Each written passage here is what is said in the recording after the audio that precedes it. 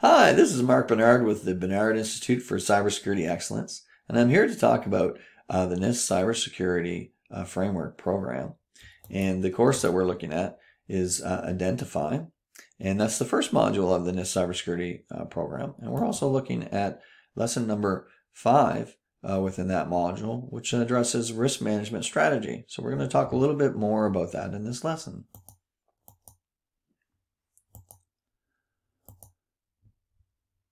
The security reference model is something that I use to help define the architecture of the NIST cybersecurity framework.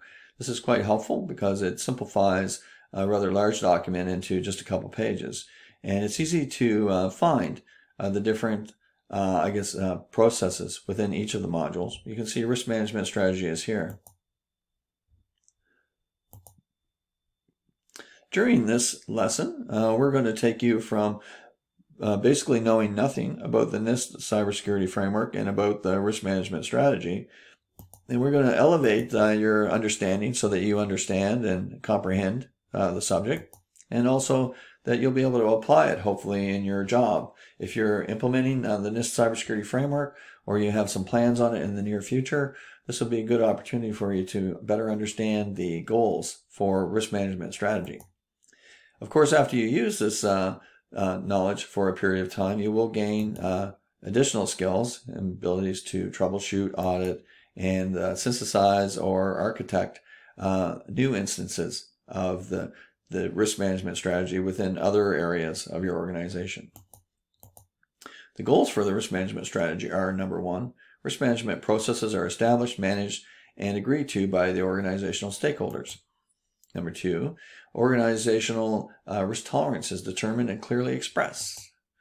Number 3, the organization's determination of risk tolerance is informed by its role within the critical infrastructure or the sector-specific risk analysis. Now, I've created some questions to help draw out the knowledge on this particular subject. The first question is: has the risk management strategy process been agreed to by your organizational stakeholders? So perhaps you already have a risk management methodology or a strategy that's in place, and you want to leverage that for the NIST cybersecurity framework. But if you haven't, then we're going to show you some information, some ways, some tactics, some strategies on how to get that done and how to do it properly. Number 2, what is the organization's risk tolerance? So this is a threshold. Sometimes it's referred to as a risk appetite. It's how much risk will the organization take on before it decides it's had enough and it's going to take some action and treat the risk. Number 3, does the organization's risk tolerance reflect its role within the critical infrastructure? So that's a big question. Don't know what industry your business, your organization, your enterprise is operating within. Maybe it's a supplier, maybe it's a government ministry. Not sure. Is it important to the economy of your country? If it is, then it's probably an important part of the critical infrastructure. Where does it fit within the process? Is it a manufacturer? Is it a supplier? There's lots of questions that you can ask around doing that assessment. But the risk tolerance needs to reflect where it is, so that the decisions that are made around risk, what risk to accept and what risk to actually treat, are done so that it continues to drive the NIST cybersecurity program in the right direction. One way to do this is to do a workflow, if you like. So up here we have the Information Cybersecurity Governance Committee, who makes all the decisions about what risks we're going to treat. So the Information Cybersecurity Manager does the risk assessments, manages the day-to-day sort of activities of the risk management program. But when they do the risk assessment, they create a report and they make some recommendations, working collaboratively with the managers who are responsible for those controls or those assets. They make these recommendations to the governance committee in hopes that they will agree to have them treated right away. But it all starts with the risk assessment. And then what is the risk rating? So we calculated the risk in the previous lesson. We talked about how we calculate the risk rating. We want to take a quantitative approach, not a qualitative approach. We also want to look at the risk management strategy or policy. This is important because the policy is one of the key documents that I have found in implementing enterprise security or cybersecurity programs. The policy needs to be agreed to, as well as the methodology, up front in the process. Almost immediately after you establish the governance committee, one of the first jobs that they will have to do is to review the risk appetite and the methodology that we're going to evaluate risk, because it's so important. It's the backbone of many information security and cybersecurity programs, and the NIST program is no exception. If you look at the NIST program, you'll see that the tiers clearly talk about risk management integration within the processes of the organization, also with the supply chain, and also drawing and sharing intelligence with external resources about the risks within the organization.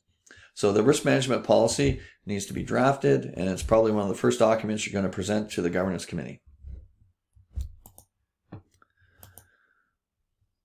The risk management policy will have the risk appetite defined in it, and that appetite I'm recommending as part of my process, my methodology, is that it's a score of 80 or above, so equal to or greater than 80 risk rating. And then the governance committee will make decisions about accepting, rejecting, or transferring risk. Whereas any of the risk ratings that fall below equal to or less than 79 go into a continual improvement process. They may also be added to service desk tickets and initialized that way and assigned to the management groups that are responsible for treating those risks. But it becomes part of continual improvement. Once the governance committee decides on what they want to do, accept, reject, or transfer the risk assessment plan is created, and then corrective or preventative actions are taken in order to resolve the risk. The continual improvement roadmap is where we like to park the risk ratings that are equal to or less than 79 risk rating. And then again, we take preventative or corrective action plans. We may also wait to accumulate them to a certain point and then initiate a new project, a continual improvement project to improve the cybersecurity program. Now, this is a rather detailed architectural perspective. So the people that are more analytical in the room will appreciate this. This is a layout of all the different data sets. This is a normalized relational database. If you're a software engineer, you recognize that name, or if you're a database administrator, you recognize that name. Many popular systems are actually based on normalized relational databases, such as SAP. We have several databases, so let me go through this and explain a little bit. Okay, so first of all, we have the legal registry. Now, the legal registry is composed of four classes, if you like, of legal obligations. So there's the regulatory obligations, the statutes. So an example of regulatory obligations may be a PCI DSS standard if you're handling point of sale systems. A statute or a regulation could be the Incorporation Act, okay, or maybe it's an Information Protection Act, or maybe it's a GDPR or a FOIPA type act. Internal facing contracts. These are contracts where we have licensed products on site. So we may use Oracle or Microsoft. Those are some of the popular ones, or Cisco. As part of using their products, we sign an agreement, and the agreement says that we will protect their intellectual property. So wherever we put their equipment, we have to make sure that it doesn't get misused or copied, if you like. So these are internal facing. And then there's the external facing contracts. And these are the contracts that we have with customers or suppliers. And if we're part of the supply chain, we may have agreements with manufacturers of components or parts or materials downstream. And upstream, we may have agreements with government entities where we provide a finished product or a service to them. So this is important. It's important to understand the legal registry and to list the legal obligations in the legal registry so that we can apply them within the cybersecurity program. And we'll talk about that more as we go through the lessons on how that gets handled.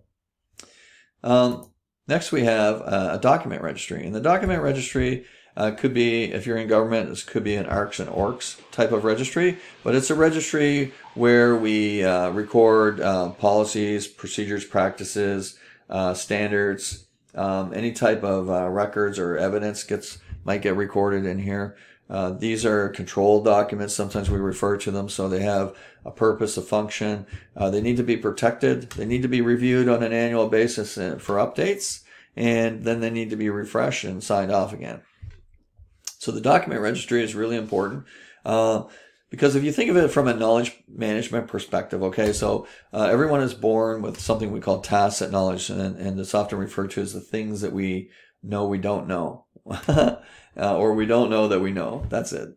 And then there's another type of knowledge called implicit knowledge, and this is the type of knowledge that when we're doing a process such as configuring a firewall or evaluating the contents of a document to apply a classification and some controls around it, we need to think about that. So we apply our knowledge in the process, and that's called implicit knowledge. However, we take that implicit knowledge and we actually write it down into a procedure somewhere or practice, then it becomes explicit knowledge. So it's documented. And this is where knowledge management links into the document registry. So for any critical processes that we have within the organization, what we want to do is we definitely want to make sure that they're documented procedures, standards, and policies around those. That's 2. 3 is a conformity matrix. And this is something that I've integrated into this process. It comes from the quality management world, and it's a very important document. This document takes a list of all the controls that we agree to. So within the NIST Cybersecurity Framework, for instance, we have 108 control points. And we map those to the actual policy, procedure, or standard that we're following in order to comply with that.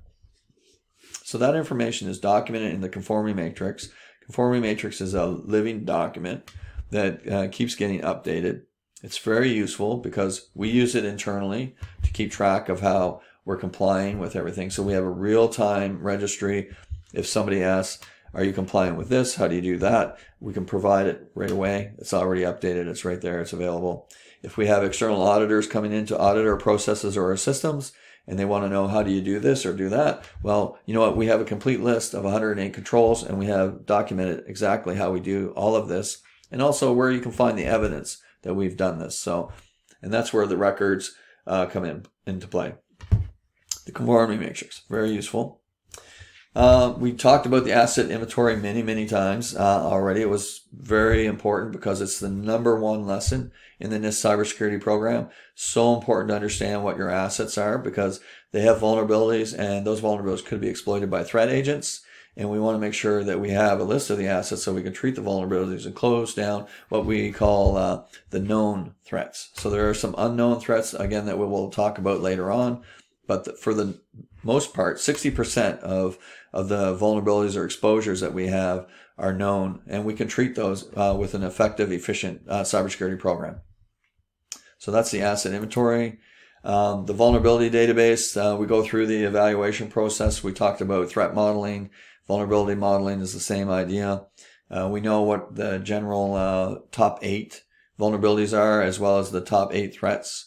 So we create an inventory of those, and we review them on a regular basis to make sure that we know what those vulnerabilities are. These are very broad vulnerabilities. So for instance, patching is a vulnerability. All systems need to be patched, so we should have a policy around that and a procedure, and it should be assigned to somebody. We do threat intelligence. So we do threat intelligence by doing honeypot projects or conducting some analysis of threats in order to determine who are the threats. So we may gather that information from an external party. We talked about some of the top ones, CERT and the FBI as well. And we use that to do our threat modeling. Then we do our threat risk assessment, which is to determine what threats our assets are exposed to. This becomes a report with recommendations that gets presented to the governance committee. We can also do business impact assessments. This is a more traditional way to determine what are the impacts of the loss of confidentiality, availability, or integrity to our systems.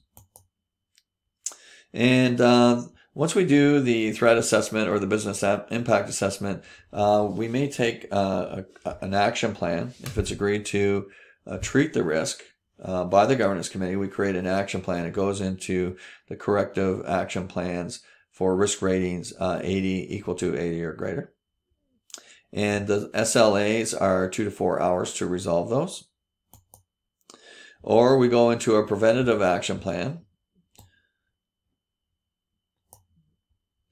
and those go into the continual improvement database. And then, of course, there's a risk treatment plan. And this is sort of the dashboard that the governance committee keeps an eye on, that the leader of the cybersecurity program or information security program continuously updates. As they do risk assessments, they update the risk treatment plan.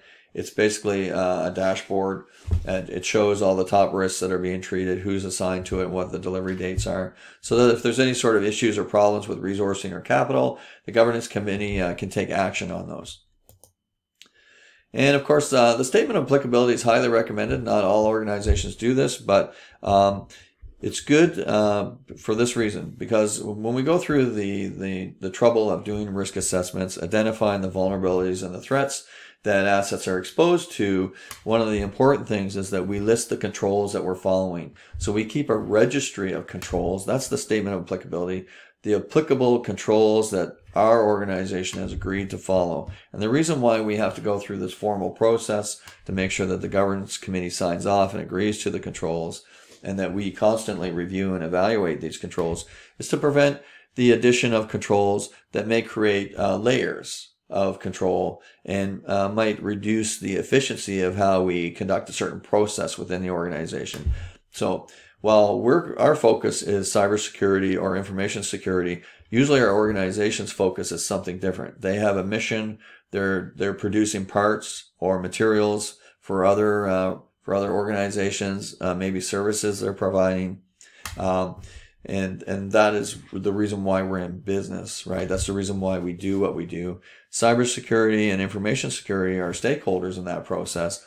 And in order to be responsible stakeholders, we need to make sure that we do things in a very professional, responsible way. One of those things is to follow the statement of applicability, the controls that we've all agreed to. The governance committee has representatives from all the different portfolios, if you like, within your organization. So they've all agreed to it. So everybody knows that it's formal and it's been agreed to. And this way, if somebody comes in, for instance, an external auditor, and reviews, does a sample and does a review and says, oh, you have all these different gaps over here in this area of the business, we can go back to our statement of applicability to see if we have those controls already approved. If they're not approved, then the first question should be, what's the risk? So it's easy to come in as an advisory, external advisory group and make comments or suggestions, but oftentimes they forget to do a risk assessment.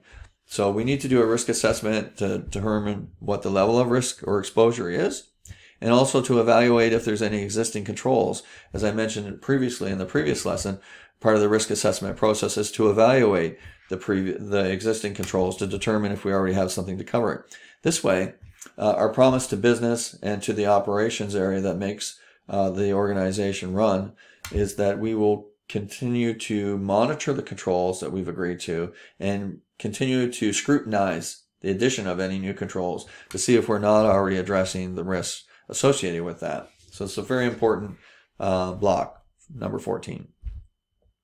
Then we do internal audits. The internal audits are quality audits because we're reviewing the processes. So remember, I was talking about tacit, implicit, and explicit. So the explicit knowledge that we document, we put in the document registry, that we use awareness training to train up all the people who are handling information or handling sensitive systems. We want to make sure that they're following those step-by-step procedures. So the internal auditor's role is to look at the process, to make sure it's being followed, to make sure there's evidence to substantiate that that process is being followed. And if it's true, then we're good. If it's not, then we need to take an opportunity for improvement, perhaps. Maybe it's worse than that. Maybe the process is not being followed at all and we have a big risk gap.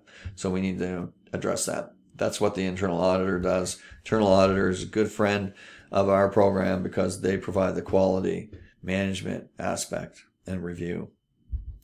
We also might do privacy impact assessments.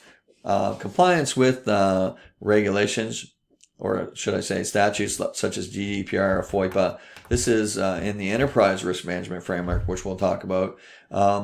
is a compliance risk. So this is to make sure the PIA is a compliance exercise. It's a little bit different than risk assessment. Risk, we're looking at assets, vulnerabilities, and identifying any threats that could exploit them. In the privacy impact assessment, we're looking at the legislation or the law, and we're seeing how we're complying with it. We're matching it up.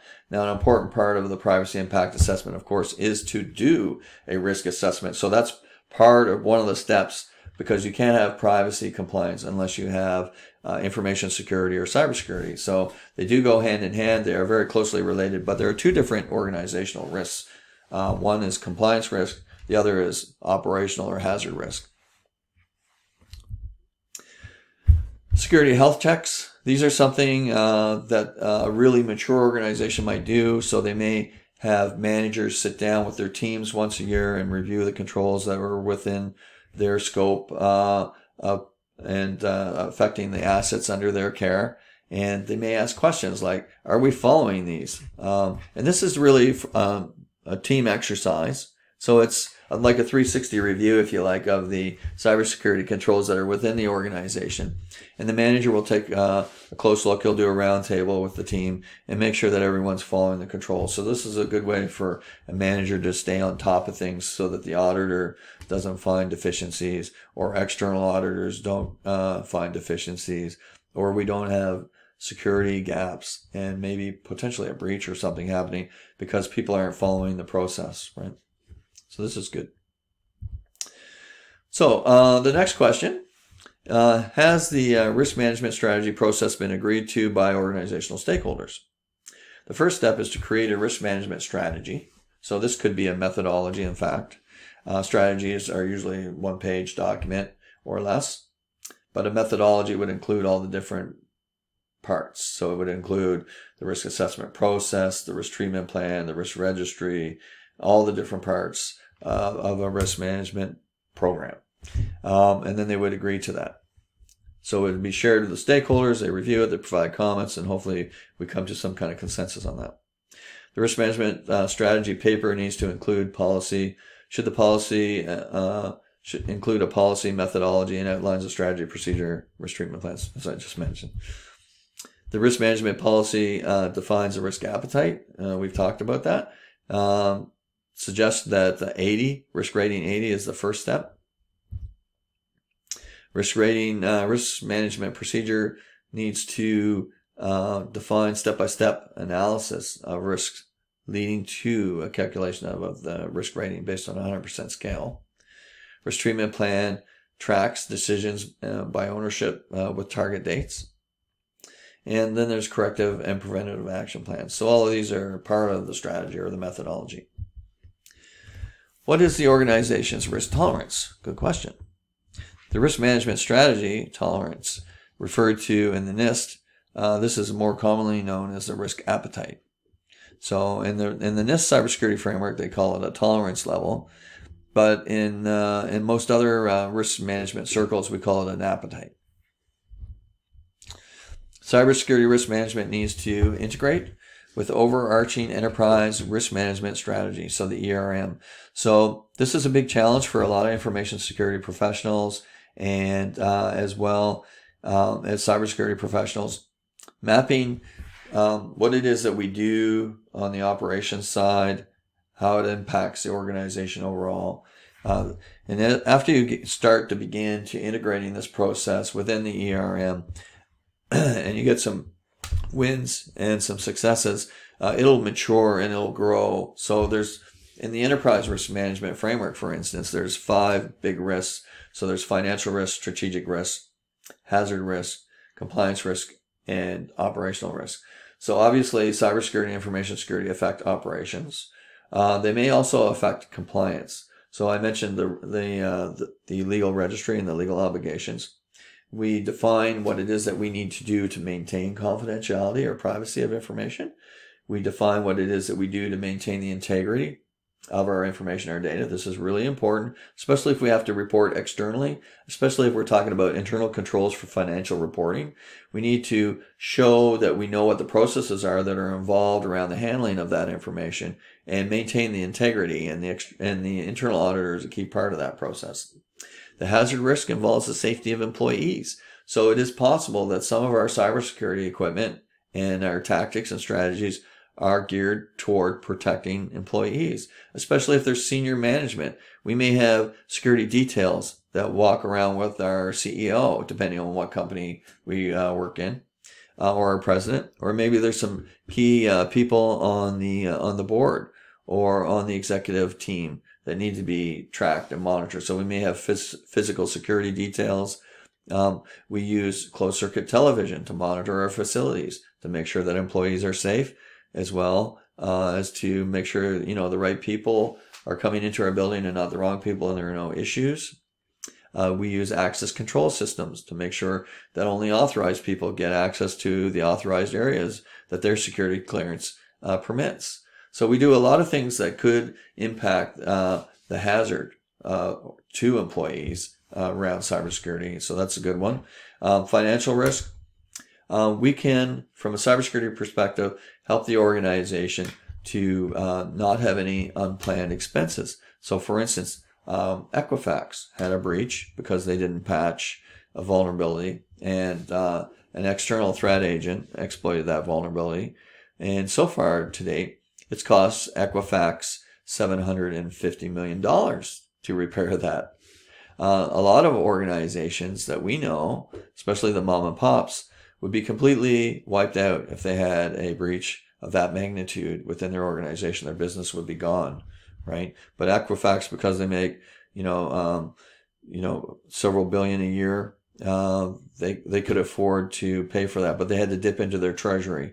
So again, from the enterprise risk management perspective, we can help guard or provide more proactive. So most insurance is reactive after the fact, but proactive insurance is investing in your cybersecurity program or your information security program to prevent it from happening. And that's often a better approach because, as you know from Equifax and many other breaches, usually the first person to get fired by the board of directors is the CEO because there's been a breach. So the CEO is always the most important person in the organization. They're supposed to know exactly what's going on, and when there's a breach, the government and the legal system often see the CEO as the problem, and the board of directors as well.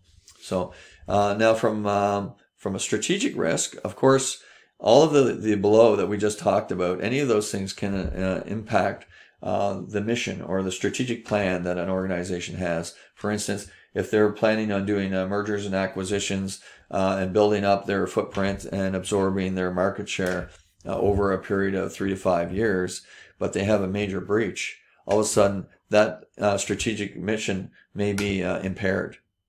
So again, the things that we do on the cybersecurity front can help provide preventative measures to reduce the risk within the organization, so our mission is more likely to be successful. The following risk management policy establishes an 80% risk appetite. That needs to be approved right away. Again, I mentioned before, it's like one of the first 1 or 2 documents that the governance committee has to review and approve. Qualitative versus quantitative risk assessments. Some people have been doing qualitative risk assessments for a long time. It's based on opinion. It's hard to it's not evidence-based. It's hard to defend if somebody questions it, especially if it's shareholders or stakeholders. How do you explain that you've had a breach when you don't have any real details around it or around the risk or how you treated that risk? So it can become a problem. What we suggest is a 5-stage system. We talked about this before. Extreme, critical, high, medium, and low. Extreme is a risk rating of 90 plus. Critical is between 80 and 89. High is 60 to 79. Medium is 30 to 59, and low is 0 to 29. There's SLAs attached to this, as well as service desk priorities. SLA for extreme is 2 hours. For critical, it's 4 hours. SLA for a high is 10 days. SLA for a medium is 30 days, and SLA for a low is 90 days. And if you integrate this with your service desk ticketing system and line them up, it works really nice. You can say extreme are like priority ones. They have to be solved in 2 hours.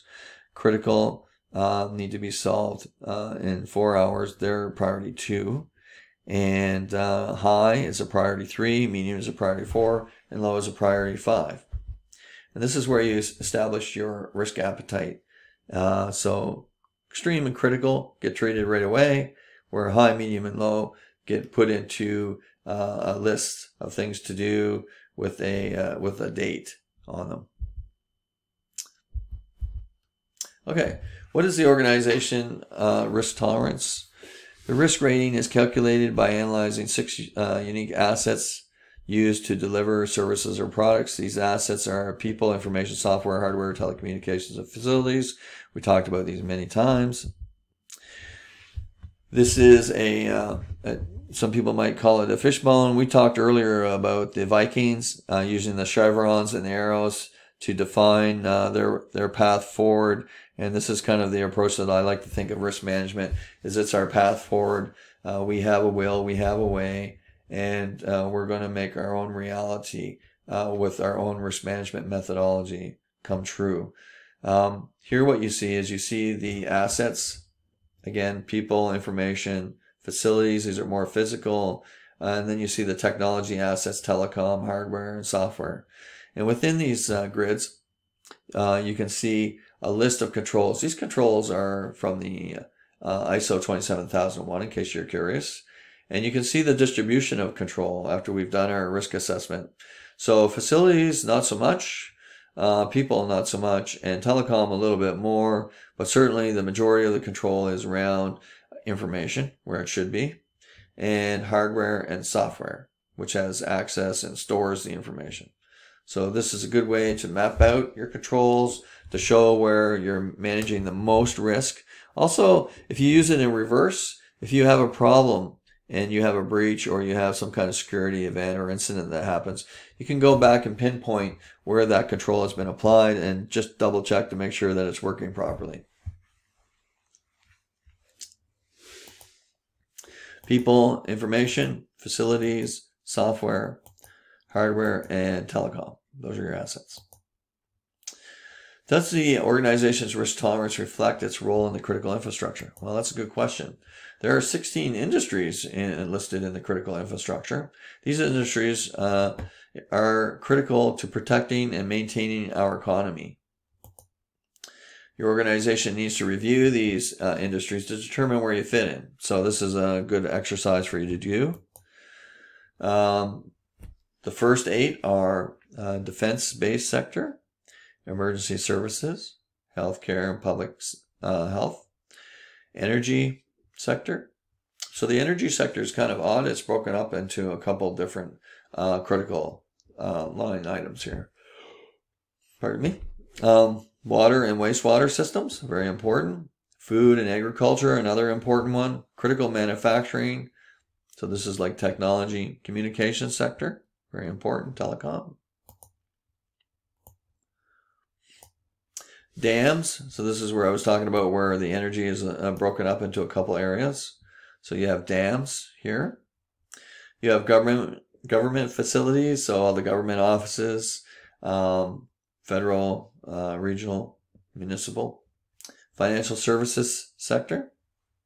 Nuclear reactors. So again, this is very closely linked to the energy sector here.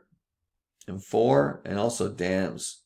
But it's treated separately because of the type of energy and the volatility and the danger that it poses to human health. So there's a number of reasons why it's isolated. Has its own line item, number 12.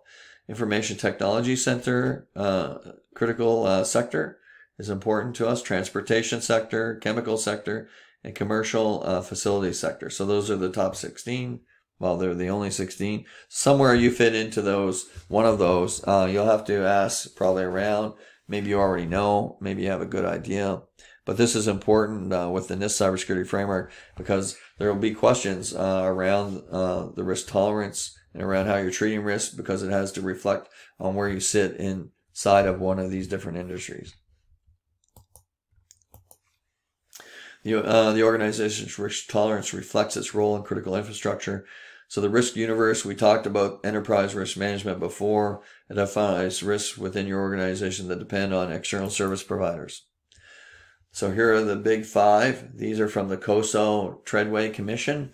These are the enterprise risk management framework.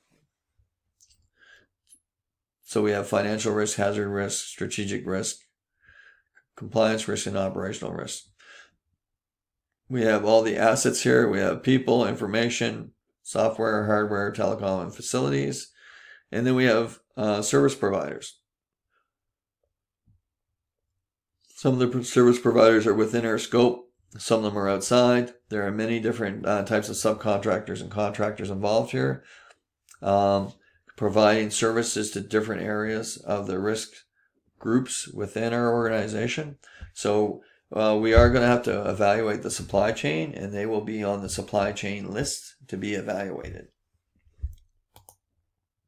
Financial risk, hazard risk, strategic risk, compliance risk, and operational risk all make up the enterprise risk management framework. And somehow our risk management strategy has to support that framework and the products or services that we provide.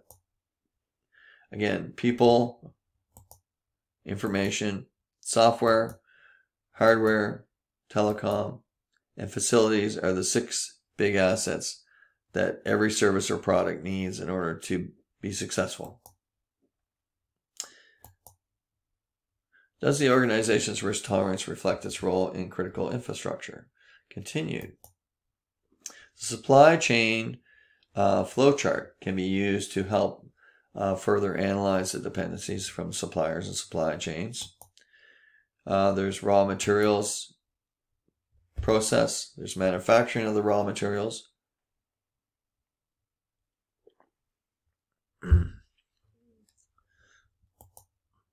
There's the warehousing of the finished products.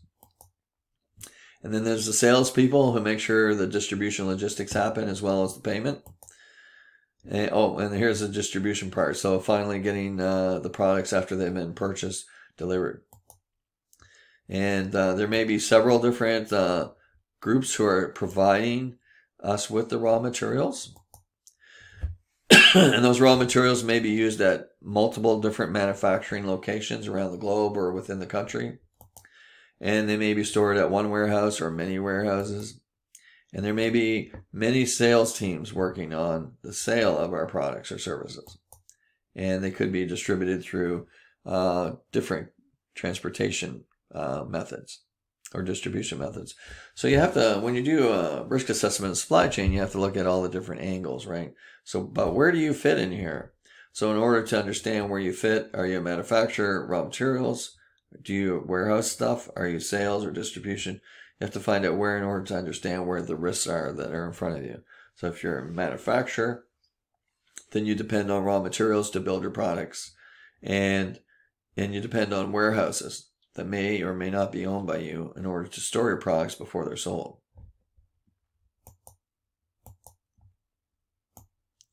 So we have a practice. Every one of our lessons will have a practice because our training can be done online, self-paced, or it can be done as a seminar or workshop. So we include practices to help people transfer some of that knowledge, the psychomotor, physical skills that you get from actually doing something, taking the knowledge of the risk management strategy and applying it within your organization. Create a first draft of the risk management strategy. And so once you create the strategy or the methodology, you can share that and circulate that. Identify the stakeholders and socialize your strategy to get support for it. Document the risk management strategy workflow. So you want to know what goes on within your strategy, who's responsible for what. Create a risk management policy that supports your strategy and include the risk appetite. So define it. So we defined 80 in ours. Document your organization's supply chain dependencies and document your organization's critical infrastructure position. So who are your suppliers and who do you provide your services or products to?